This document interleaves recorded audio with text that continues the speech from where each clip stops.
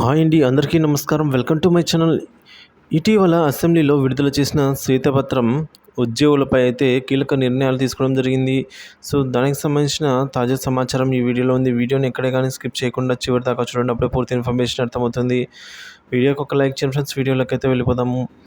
జగన్ ప్రభుత్వం ఎక్కడ నిధులుంటే అక్కడి నుంచి తీసుకుని వాడేసుకుంది. స్థానిక సంస్థలకు కేంద్రం ఇచ్చిన నిధులు, డ్వాక్రా మహిళల పొదుపు సొమ్ములు, విద్యుత్ ఉద్యోగులు, పీఎంఓ దాచుకున్న డబ్బులు ఇలా అన్నీ మళ్లించేసుకుంది. ఆ వివరాలు శ్వేతపత్రం ప్రకారం ఇలా ఉన్న ఉద్యోగుల పొదుపు సొమ్ము మొత్తం 5,243 కోట్లు. జెన్కో, ట్రాన్స్కో, డిస్కామ్లకు చెందిన పెన్షన్, పీఎఫ్ నిధులు 3,400 కోట్లను తక్కువ వడ్డీకి రాష్ట్ర బేవరేజెస్ కంపెనీ లిమిటెడ్ కార్పొరేషన్ బాండ్లలో పెట్టి ఇతర అవసరాలకు మళ్లించారు అనైతే వివరాలు అందాయి. డ్వాక్రా మహిళల అభయహస్తం కింద రోజుకు రూపాయి పొదుపు చేసే నిధులను ఎల్ఐసి నుంచి 2,100 కోట్ల ప్రభుత్వమే తీసుకొని వాడేసుకుంది.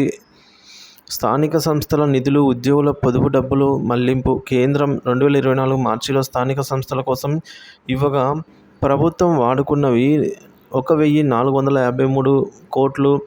గత 5 ఏళ్లలో స్థానిక సంస్థల పీడీ ఖాతాల్లో జమ చేసిన మొత్తం వచ్చేసి 1,689 కోట్లు.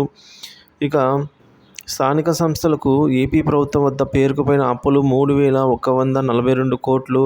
డిస్కామ్లకు స్థానిక సంస్థల నుంచి విద్యుత్ బిల్లుల చెల్లింపులు 2,166 కోట్లు. మొత్తం కలిపి 5,308 కోట్లను అయితే ప్రభుత్వం వాడేసుకుంది అని అయితే చెప్తూ ఉన్నారు. సో ఈ విధంగా జగన్ ప్రభుత్వము ఎక్కడికక్కడ నిధులు ఉంటే అక్కడ తీసుకుని వాడేసుకుంది అని అయితే చెప్పడం జరిగింది. సో ఇందు మేరకే ఈ శ్వేతపత్రాన్ని అయితే ప్రజెంట్ విడుదల చేయడం జరిగింది ఫ్రెండ్స్.